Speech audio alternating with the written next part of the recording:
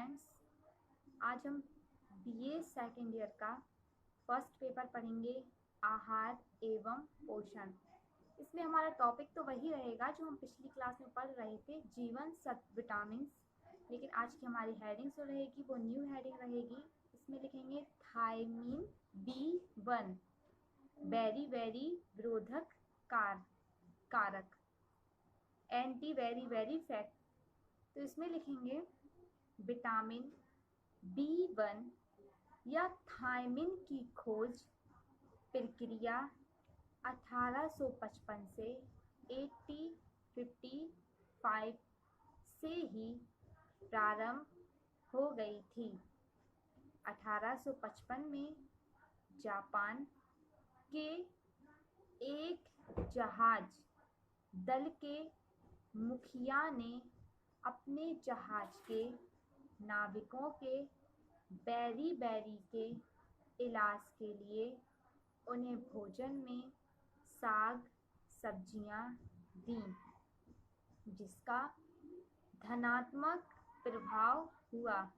फिर 1897 में 1897 में आइकमैन ने पक्षियों पर एक प्रयोग किया।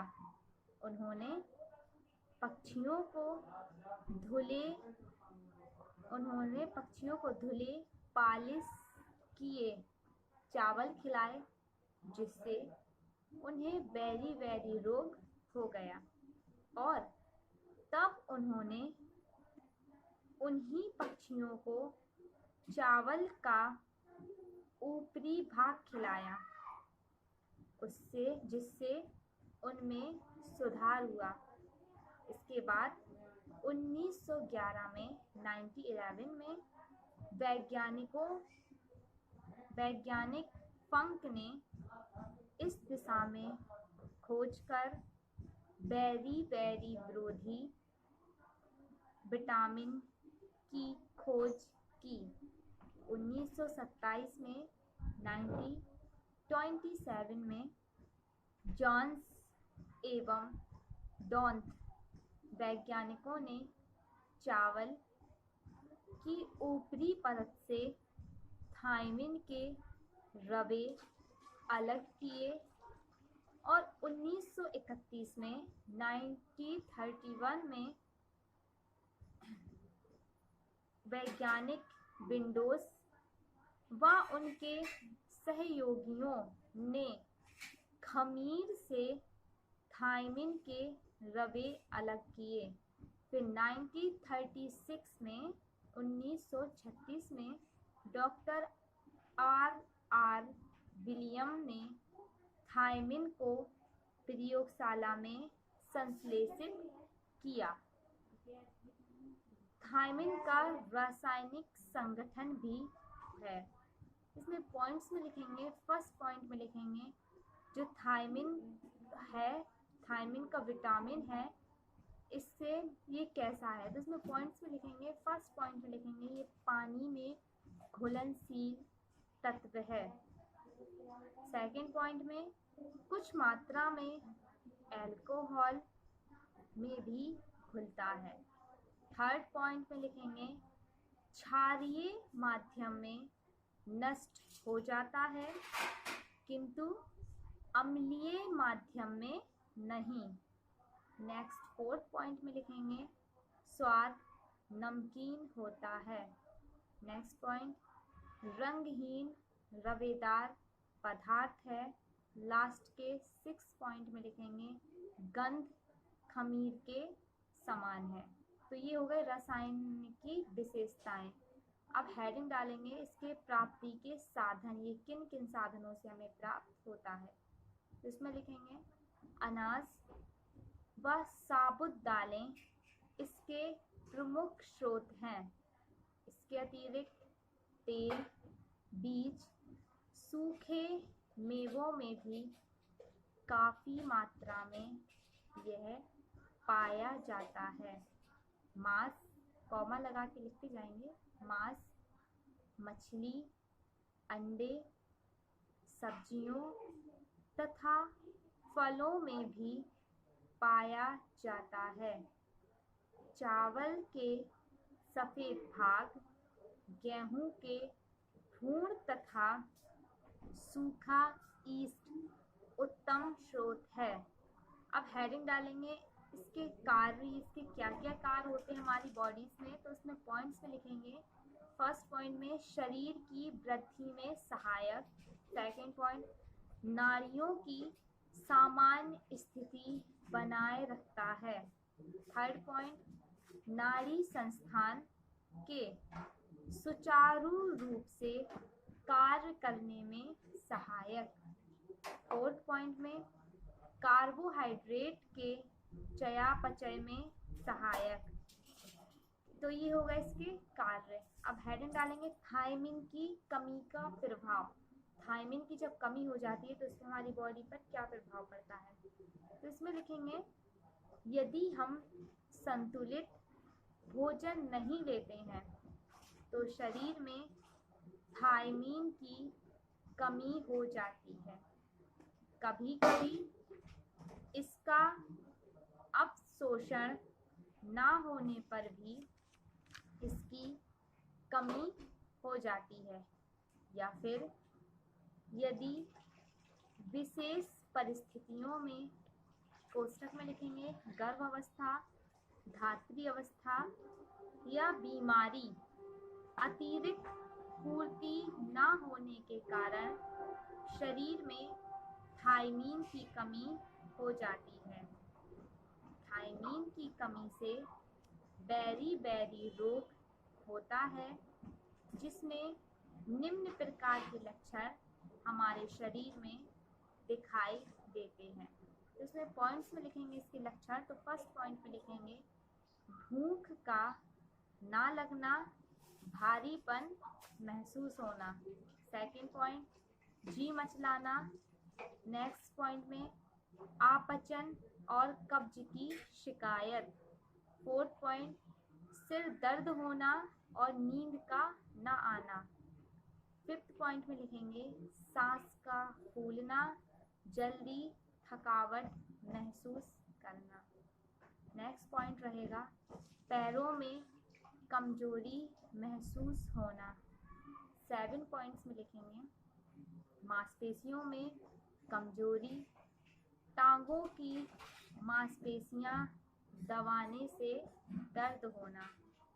लास्ट 8th पॉइंट लिखेंगे इसका। नेक्स्ट पॉइंट, टखनों की क्रियाशीलता में कमी का आ जाना, लंबे समय तक शिकायत रहने पर टखने निष्क्रिय हो जाते हैं।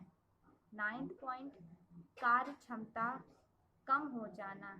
लास्ट का 10th पॉइंट में लिखेंगे, तलवों में जलन होना तथा सुन्न हो जाना।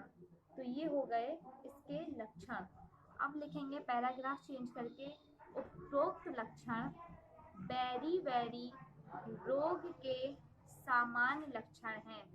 यदि इन लक्षणों को देखने पर भी इसकी कमी को पूरा नहीं किया जाता तो बेरी-बेरी के विशिष्ट लक्षण नाड़ी संस्थान, हृदय विकार तथा शरीर में पानी जमा होना प्रारंभ हो जाता है। इन विशिष्ट लक्षणों के आधार पर 3 प्रकार का बेरी-बेरी रोग होता है, आर्द्र, शुष्क, बाल बेरी-बेरी। ठीक है, तो पहले हम लिखेंगे आर्द्र बेरी-बेरी के बारे में, तो इसको बोलते हैं वेट बेरी-बेरी। तो इसमें लिखेंगे, आर्द्र बेरी-बेरी में पाचन संस्थान मांसपेशियां प्रभावित होती हैं। आर्द्र बेरी-बेरी में सर्वप्रथम बेरी-बेरी के सामान्य लक्षण दिखाई देते हैं।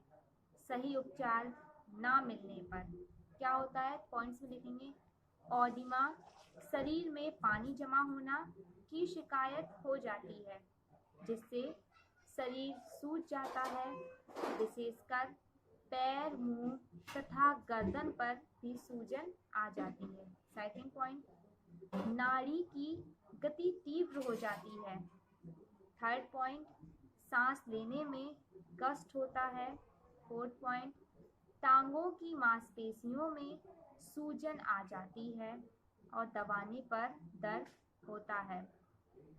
फिफ्थ पॉइंट में लिखेंगे, हृदय धड़कन तेज हो जाती है, हृदय कमजोर हो जाता है, रक्त का दबाव भी बढ़ जाता है। इन सबके कारण कभी कभी हृदय की धड़कन भी बंद हो जाती है।